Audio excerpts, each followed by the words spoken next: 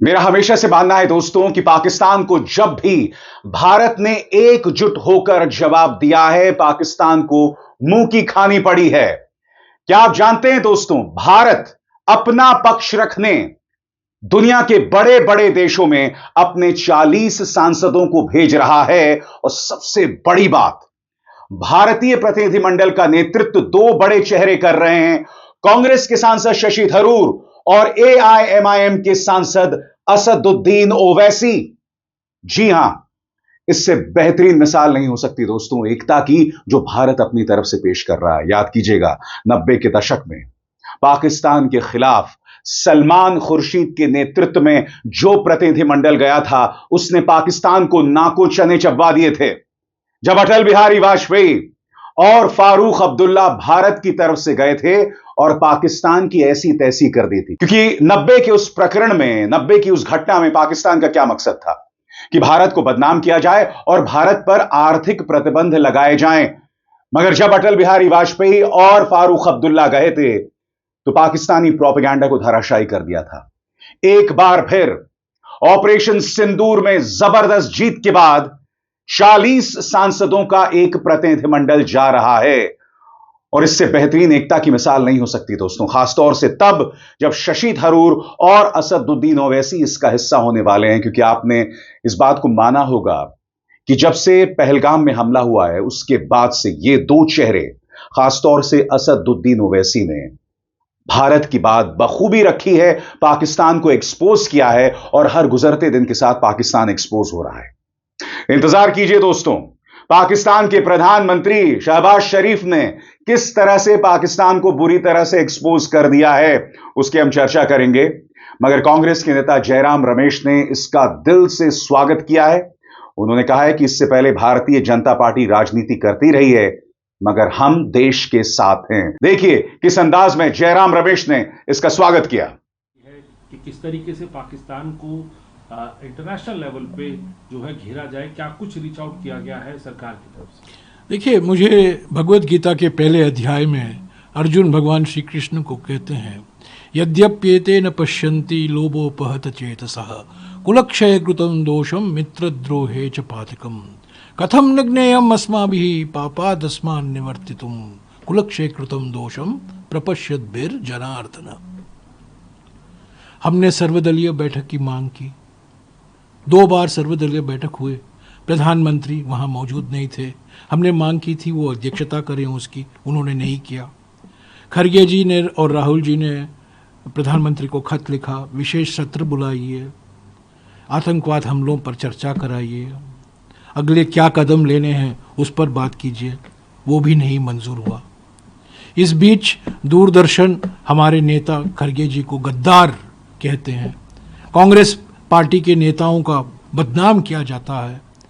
कांग्रेस के नेता एकता और एकजुटता की मांग कर रहे हैं, दूसरी तरफ बीजेपी ऑपरेशन सिंदूर की राजनीतिकरण कर रही है। पर इसके बावजूद सर्वोपरि राष्ट्रीय हित सर्वोपरि है। जो अभी अभी सुनने में आया है कि एक प्रतिनिधिमंडल अलग अलग देशों में भेजा जाएगा, बहुदलीय प्रतिनिधिमंडल सांसदों का, इसमें ज़रूर कांग्रेस पार्टी अपने जो सांसद हैं उसको नियुक्त करेंगे। हम राष्ट्रीय हित पर हम निर्णय लेते हैं। राष्ट्रीय हित सर्वोपरि है, सुरक्षा सर्वोपरि है। हालांकि सर्वदलीय बैठक की मांग प्रधानमंत्री ने नहीं स्वीकारी, विशेष सत्र की मांग नहीं स्वीकारी। कांग्रेस पार्टी और कांग्रेस पार्टी के नेताओं का रोज बदनाम हो रहा है, ऑपरेशन सिंदूर का राजनीतिकरण हो रहा है। उसके बावजूद सरकार की ओर से अगर कोई इनविटेशन आता है, कोई मांग आती है कि एक बहुदलीय प्रतिनिधिमंडल में कांग्रेस पार्टी भी शामिल हो, हम ज़रूर शामिल होंगे। मैं जानता हूं दोस्तों, आपके जहन में सवाल होगा कि यह प्रतिनिधिमंडल कैसा होने वाला है, इसका काम क्या होने वाला है, इसकी जिम्मेदारियां क्या होने वाली है। तो एक एक करके आपके स्क्रीन पर दोस्तों ये जानकारी आ रही है। दैनिक भास्कर के मुताबिक पाकिस्तान के खिलाफ ऑपरेशन सिंदूर पर भारत के सांसद दुनिया को ब्रीफ करेंगे। केंद्र सरकार सभी दलों के चुनिंदा सांसदों को 22 या 23 मई से 10 दिनों के लिए विदेश यात्रा पर भेज रही है। ये सांसद अमेरिका, यूके, दक्षिण अफ्रीका, कतर और यूएई जाएंगे।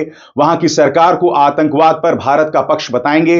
न्यूज एजेंसी पीटीआई ने सूत्रों के हवाले से बताया कि विदेश दौरे पर जाने वाले सांसदों की संख्या का अभी पता नहीं चला है। हालांकि कुछ नेताओं ने बताया कि सांसदों की संख्या 30 से ज्यादा हो सकती है और इसमें बताया जा रहा है कि भाजपा से सांसद होंगे, कांग्रेस से सांसद होंगे, टीएमसी से सांसद होंगे, Janata Dal United, DMK, NCP, BJD, CPIM. जी हां, इन तमाम पार्टियों के सांसद इसमें शामिल होने वाले हैं। यहां तक कि विदेश मंत्रालय ने भी इन सांसदों से संपर्क किया है और कहा है तैयार रहो। इस बारे में दैनिक भास्कर क्या कहता है, इस पर गौर किया जाए दोस्तों। विदेश मंत्रालय ने सांसदों को विदेश यात्रा के लिए तैयार रहने को कहा। विदेश मंत्रालय सांसदों को डिप्लोमैटिक मिशन के लिए रवाना होने से पहले जानकारी देगा। एक पार्टी के नेता ने अपना नाम उजागर ना करते हुए पीटीआई को बताया कि उन्हें 22-23 मई तक 10 दिनों के लिए रवाना होने के लिए तैयार रहने को कहा गया है। विदेश मंत्रालय यात्रा से जुड़े डिटेल्स शेयर करने के लिए उनसे संपर्क करेगा। आपके जहन में यह भी सवाल होगा दोस्तों कि ये जो प्रतिनिधिमंडल बनाए जा रहे हैं उसकी रूपरेखा क्या होगी, उसका चरित्र, उसका चेहरा क्या होगा। तो इस बारे में हमारे पास क्या जानकारी है, इस पर गौर किया जाए। मीडिया रिपोर्ट्स में सूत्रों की तरफ से बताया जा रहा है कि डेलीगेशन में 5 से 6 सांसदों के 8 ग्रुप्स होंगे। सांसदों के साथ विदेश मंत्रालय का एक अधिकारी और एक सरकारी प्रतिनिधि भी जाएंगे। संसदीय कार्य मंत्री किरण रिजिजू सांसदों का विदेश दौरा कोऑर्डिनेट कर रहे हैं। सांसदों को निमंत्रण भेजा जा चुका है। उन्हें अपना पासपोर्ट और ट्रैवल से जुड़ी जरूरी डॉक्यूमेंट्स तैयार रखने की सलाह दी गई है। और मेरे मन में थोड़ा सा भी शक नहीं है दोस्तों कि जब एकजुट होकर भारत अपनी बात अंतर्राष्ट्रीय मंच पर रखेगा तो हम पाकिस्तान को एक्सपोज करेंगे और जरूर करेंगे। हालांकि पाकिस्तान हर गुजरते दिन के साथ खुद को एक्सपोज कर रहा है। आइए सुनते हैं प्रधानमंत्री शहबाज शरीफ ने इस बात को कबूला कि नूर खान एयरबेस पर भारतीय हमला कामयाब हुआ है। जी हां, कमेंट सेक्शन में आकर जो पाकिस्तानी अक्सर उल्टी करते हैं, जो ये दावा करते हैं कि ऑपरेशन सिंदूर में जीत पाकिस्तान की हुई, जाइए अपने प्रधानमंत्री से कहिए कि वो किस तरह से खुद पाकिस्तान की पोल खोल रहे हैं। सुना जाए। एक हम जवाब देंगे। 9 और 10 की दरमियानी रात में तकरीबन 2:30 बजे सिपह सलार जनरल सैयद आसिम मुनीर ने मुझे सिक्योर फ़ोन पे मुझे बताया कि वज़ीर-ए-आज़म साहब, हिंदुस्तान ने अपने बैलिस्टिक मिसाइल अभी लॉन्च किए हैं। एक नूर खान एयरपोर्ट पे गिरा है और कुछ और दूसरे इलाकों में गिरे हैं। मेरे इंतहाई काबिल एहतराम बुज़ुर्गों, भाई और बहनों, मैं उस खुदाए बुज़ुर्गों बरतर को गवाह बनाकर कहता हूँ कि इस जर्नैल की आवाज़ में इंतहाई एतमाद था, खुददारी थी। और आगे बढ़ने से पहले एक जरूरी संदेश। मेरे कार्यक्रमों के लिए आप नोटिफिकेशन का इंतजार मत कीजिए। मेरे चैनल में जाइए और खुद जाकर कार्यक्रम देखिए और रहिए अपडेटेड। और हां, ज्वाइन कीजिए मेरा चैनल। देखिए यह जरूरी संदेश। स्वतंत्र और आजाद पत्रकारिता का समर्थन कीजिए। सच में मेरा साथी बनिए। बहुत आसान है दोस्तों, इस ज्वाइन बटन को दबाइए और आपके सामने आएंगे ये 3 विकल्प। इनमें से एक चुनिए और सच के इस सफर में मेरा साथी बनिए। तो देखा आपने किस तरह से शहबाज शरीफ ने खुद पाकिस्तान की पोल खोल कर दी। और इंतजार कीजिए दोस्तों, जैसे जैसे दिन गुजरेंगे, पाकिस्तान जो दुनिया के सामने, अपनी जनता के सामने दावा कर रहा है कि जीत उसको मिली है, वो एक सरल से सवाल का जवाब दे दे कि भारत के किस सैनिक बेस में कौन सा पाकिस्तानी मिसाइल गिरा है। और जहां तक पाकिस्तान की बात है, आप जानते हैं हालात क्या थे। सबसे बड़ी बात दोस्तों, ये जो प्रतिनिधिमंडल बनाया है, इसमें जिस तरह से शशि थरूर और असदुद्दीन ओवैसी को शामिल किया जा रहा है, यह अपने आप में बहुत दिलचस्प है और मैं आपको बताता हूं क्यों। क्योंकि शशि थरूर संयुक्त राष्ट्र से जुड़े हुए हैं। शशि थरूर को कूटनीति की जानकारी है, लिहाजा जब वो अपनी बात रखेंगे तो उनकी बात को अंतर्राष्ट्रीय बिरादरी सुनेगी। ओवैसी वो शख्स हैं जिन्होंने पहलगाम हमले और उसके बाद ऑपरेशन सिंदूर में बखूबी भारत की बात रखी है। याद कीजिएगा दोस्तों, किस तरह से जिहाद के मुद्दे पर असदुद्दीन ओवैसी ने पाकिस्तान की पोल खोल की थी। आइए सुनते हैं। आप देखेंगे फरवरी 2025 में हाफिज सईद के बेटे हाफिज अब्दुल रऊफ की एक स्पीच है पीओके में, जिसमें उसने कहा कि 2025 तमाम साल हम लोग जिहाद करेंगे। तो ये जिहाद का नाम लेकर ये भारत में गलत नाम लेकर कत्ल करना चाहते हैं, आतंक फैलाना चाहते हैं। तो यूएस को हम रिक्वेस्ट करें, उनको लॉबी करें कि ये टीआरएफ को एक फॉरेन टेररिस्ट ऑर्गेनाइजेशन बनाए, पाकिस्तान को एफएटीएफ की ग्रे लिस्ट में डाला जाए। यूनाइटेड किंगडम से हमने ट्रेड डील किया है, अब क्या क्या बहुत सी चीजें कम हो जाएंगी, टैरिफ कम होगा। तो हम यूके गवर्नमेंट से कहें कि वो भी टीआरएफ को बैन करें और यूके ट्रेजरी पाकिस्तान को सैंक्शन करे। यूनाइटेड स्टेट्स से हम ट्रेड डील करने जा रहे हैं और यूएस प्रेसिडेंट ने कहा कि 0 टैरिफ होगा एग्रीकल्चर पर। तो ये मोर द रीजन है कि हम यूएस भी इसको कबूल करें। दोस्तों, 40 सांसदों का यह जो प्रतिनिधिमंडल गठित किया गया है, यह बहुत मायने रखता है, क्योंकि बहुत जरूरी हो जाता है कि भारत बेबाकी से, साफ गोही से अपनी बात अंतर्राष्ट्रीय बिरादरी के सामने रखे। क्योंकि ऑपरेशन सिंदूर के बाद जीत के बावजूद जिस तरह से अंतर्राष्ट्रीय बिरादरी को भारत के साथ खड़े होना चाहिए था, उस तरह से ये बातें सामने उभर कर नहीं आई। इसमें यकीनन विदेश मंत्री एस जयशंकर की नाकामी है, जिन्हें मैं आजाद भारत के इतिहास का सबसे नाकारा विदेश मंत्री मानता हूं। मगर उसकी चर्चा कभी और। बहुत जरूरी हो जाता है कि भारतीय बात को रखा जाए, क्योंकि अभी कुछ दिनों पहले क्या हुआ था, पियर्स मॉर्गन नाम के एक पत्रकार हैं, उनकी टेलीविजन शो की डिबेट में भारत की तरफ से 2 विवादित कैरेक्टर्स थे और पाकिस्तान की तरफ से उनकी विदेश मंत्री और उनका कोई पत्रकार है शहजाद, जिनके बारे में मैं नहीं जानता हूं।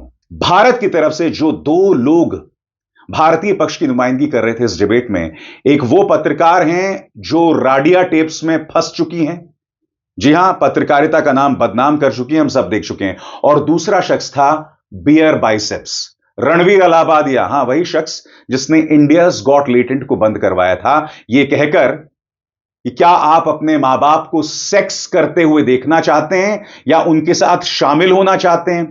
यह इंसान भारत का प्रतिनिधित्व कर रहा था इस डिबेट में, जो अपने आप में कितनी शर्मनाक बात थी। उस डिबेट में क्या हुआ क्या नहीं हुआ वो एक अलग मुद्दा है दोस्तों, मगर इससे ज्यादा शर्मिंदगी कुछ नहीं हो सकती है। मगर हां, जब ओवैसी, शशि थरूर, ये तमाम नेता अपनी बात रखेंगे तो दुनिया सुनेगी। क्योंकि असदुद्दीन ओवैसी न सिर्फ जिहाद के मुद्दे पर पाकिस्तान को एक्सपोज कर रहे हैं, बल्कि पाकिस्तान पर आर्थिक प्रतिबंध लगाने की भी बात कर रहे हैं।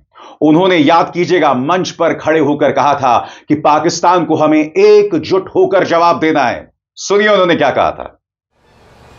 ऐसे नाजुक वक्त पे भारत को एक होकर जो पड़ोसी दुश्मन है उसके खिलाफ अगर जवाब देना है तो हमको मुत्तहिद रहना पड़ेगा। पाकिस्तान यही चाहता है, आईएसआई यही चाहती है, एलईटी यही चाहता है कि इस मुल्क में हिंदू और मुसलमानों में और इख्तलाफात बढ़े। तो जो टीवी चैनल पर बैठकर अपने टीआरपी रेटिंग के लिए गंदगी बक रहे हैं, मैं तुमसे कह रहा हूं, कम से कम थोड़े दिन तो ठहर जाओ, थोड़े दिन तो ठहर जाओ। तुम तो साल के 12 महीने रोज तुम बकवास बकते हो, मगर ये वक्त नहीं है। इस वक्त पर मुल्क को मुत्तहिद रहना है। और यही नहीं, बिलावल भुट्टो को जो करारा जवाब ओवैसी ने दिया था वो काबिले तारीफ था, जब ओवैसी ने यह कहा था कि बिलावल अपनी मां को ना भूलें जिन्हें उन्हीं के आतंकवादियों ने मौत की घाट उतार दिया था। सुनिए ओवैसी ने बिलावल भुट्टो को किस कदर मुंहतोड़ जवाब दिया था। बिलावल भुट्टो ने कहा है कि पानी अगर बंद करेंगे तो खून की नदियां बहेगी। छोड़िए ना, बचपने की बातें नहीं करना। उनके नाना से क्या हुआ था उनको नहीं मालूम, उनकी वालदा से क्या हुआ था उनको नहीं मालूम। उनकी वालदा को दहशतगर्द मार दिया तो कम से कम उन्हें तो ये बात नहीं करना। आप किससे बात कर रहे हैं, आप क्या बोल रहे हैं, आपको अंदाजा भी है। जब तक अमेरिका आपको यहां से वहां से कुछ नहीं था तो आप मुल्क नहीं चाह सकते, आप हमारे को आंखें दिखा रहे हैं आप। और फिर शाहिद आफरीदी, जिसे ओवैसी ने जोकर करार दिया था, और अपने चिर परिचित अंदाज में सुना जाए। शहीद अफरीदी ने ऐसा स्टेटमेंट किया है, भारत खुद ही अपने लोगों को मारता है और फिर बाद में हमारे ऊपर नाम लेता है। कौन है जी ने? शहीद अफरीदी कौन है? कौन है इन्हें? नाटक है क्या ये? छोड़ो ना, तुम क्या जोकरों का नाम ले रहे मेरे सामने? छोड़ो ना इन लोगों को, है क्या बात उनको। यकीनन दोस्तों, 40 सांसदों का ये दल जो दुनिया के बड़े बड़े मुल्कों में जा रहा है, इसको लेकर मैं बहुत ज्यादा उत्साहित हूं, क्योंकि मेरा मानना है दोस्तों, जब भारत एकजुट होता है ना तो उसकी ताकत कई गुना ज्यादा बढ़ जाती है। और हमने इतिहास में से बार बार प्रमाणित किया है, देश के सामने जब भी कोई बड़ी समस्या आई है तो हमने एकजुट होकर उस समस्या का सामना किया है। इसीलिए मैं बार बार आपके सामने वो मुद्दे उठाता रहता हूं जो गोदी मीडिया कभी नहीं उठाता। इसीलिए मैं बार बार सत्ताधारी पॉलिटिकल पार्टी भाजपा से कहता हूं कि सैनिकों के शौर्य पर वोट की राजनीति मत कीजिए, विपक्ष को बदनाम मत कीजिए, क्योंकि भारत का पक्ष हम एकजुट होकर ही रखेंगे। भाजपा को भी पता होना चाहिए कि उनके पास वो टैलेंट की कमी है, जो टैलेंट हमें ओवैसी और शशि थरूर में दिखाई देता है। लिहाजा एकजुट होकर ही भारत अपनी बात कह सकता है। एक बार फिर सल्यूट इंडियन आर्मी को, और सल्यूट हमारे सांसदों को, जो आने वाले दिनों में पाकिस्तान की बखिया उधेड़ने वाले हैं। अभिसार शर्मा को दीजिए इजाजत। नमस्कार।